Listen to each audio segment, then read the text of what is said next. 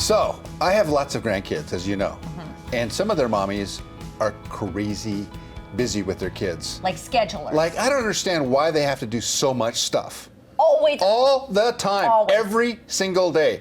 Scheduled 11, 11:15, 11:30, 11:45. Like, what is the deal For their with that? kids. What is going on there? I don't know. So we asked our friend, the Fab Mom, Jill Simonian, to come and talk about overscheduling children. Hi, Jill. This is a thing, right? Like, this It's is a a new thing. thing. Why are moms scheduling these kids, and dads, scheduling kids like so much, so many activities on top of school, on top of daycare, on top of the family stuff? Why? Everybody's on top of everybody. I listen, I don't want anyone to think I'm smack talking here because I'm guilty of this too.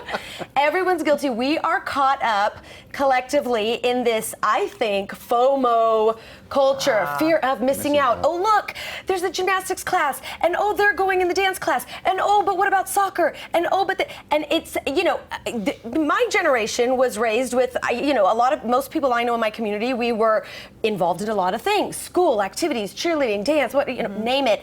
And I think it's gone above and beyond into the next level now with our kids, because we don't want our kids to miss out on anything because of I don't know why. It's getting to be You want insane. your children to be well-rounded. They want them to Right. have lots of experiences. You're only a child once, blah, blah, blah. Here's what I used to do. I'd get up in the morning if it was summer.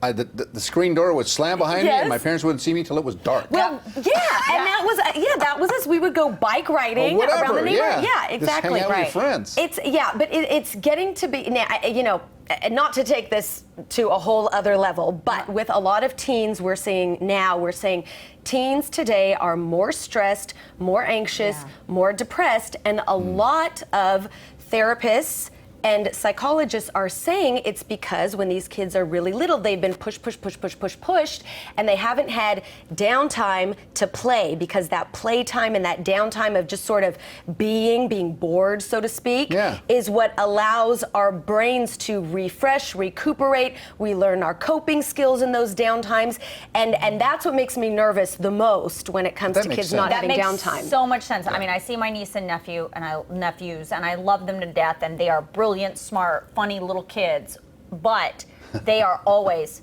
what are we doing next? What are we doing next? What are we doing next? Mom, what are we doing next? And I'm like, can't you just play with something? Have a seat I'm and play with something. I'm applauding you. Like, I'm the mean, they love me, I'm like the fun aunt, but at the same time, I'm like, you're fine Just to play with your toys. Yes. You have a zillion of them. Exactly, and that's exactly what we should be doing. My daughters are 7 and 9. I got to think about it now because they're growing all the time. 7 and 9, and I have a rule right now according to their ages, and it's just something that I made up based on different research I've read. We have 2 days after school that are completely free. No, nothing. Technically 3 days if you count Fridays. But, you know, Mondays we have piano and dance, and then Thursdays they have more dance, and that's their activity, and they love it, and I want them to excel and do all those wonderful things. But Tuesdays and Wednesdays, nothing. You come home, I let them watch a couple episodes of what they want on TV, but then they play.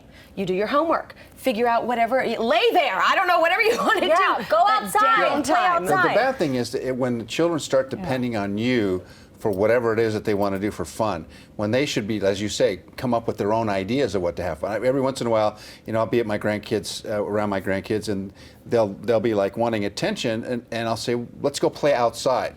So we go play outside, and Grandpa gets bored. I come back in the house to watch whatever TV or talk with my children, and the grandkids are outside playing. It's like they don't realize that Grandpa's gone. They're having too much fun. Exactly. And that's what so many experts are saying that our kids need more of. So it's like, what I've tried to do is I've set these rules for myself, and it's hard because sometimes I want to put them in the extra thing and their friends are doing it, but I have to draw the line. And even monetarily, I draw the line too, because the stuff adds up and it gets very expensive. Forget about that. We haven't even talked about the expense. That's a whole different level of this. But I have to ask though, because the kids will be like, well, Susie's in soccer, and Susie's also in, you know, dance and ballet and all this. I want to be in that too. So it is not easy to say, no, you can't, right? Correct. And what I say is, this is the phrase that I use for so many things, and now I hear my kids saying it sometimes, which can tells me it's working. I say, well, in our family, and that's what I say. In our family, everyone's family is different, but in our family, and that's just the constant rule. And of course they'll push back. Well, why can't we be like their family? It's better than saying because I said so. No, here's what I always used to say: we can't afford it. Yeah, and so then I then, say then that. it comes back to haunt you.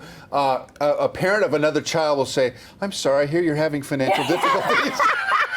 So in our family, it's a way It's better so way around that. it comes back that way, right? But I do say that sometimes. I will say, you know, the other day when I worked, I got paid X amount, and that's what it cost for you to do this. And they're like, Exactly. Yes. Yes. It's so funny. You will learn finances, children. Yes. Give your kids a chance to breathe, to do their own thing. Yes. And you feel calmer. Yeah. You will feel in control and not so frantic all the time. Yeah. Great topic, great discussion. Jill, thank you for coming. Thank you. Really My appreciate kids it. turned out okay. In my family, Carlos, we need to go to break. Oh, Right now. go to break. We're going to break.